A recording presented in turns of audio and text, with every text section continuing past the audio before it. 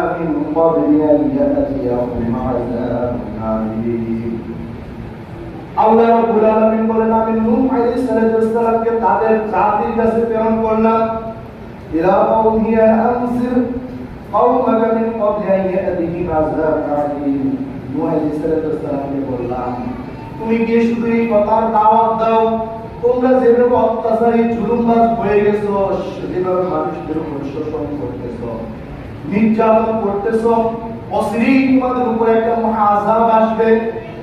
কে বলছেন এই কথা? অর্থাৎ মানুষ জাতি যখন একটা শ্রেণী যখন শাসক গোষ্ঠী যখন অত্যাচারী জালের জুলুমের পথে চলে যায় আযাব পাঠান কে? হয়তো কিছুদিন অপেক্ষা করে। নূহ আলাইহিস সালাম 950 বছর পর্যন্ত অপেক্ষা করতে হয়েছিল।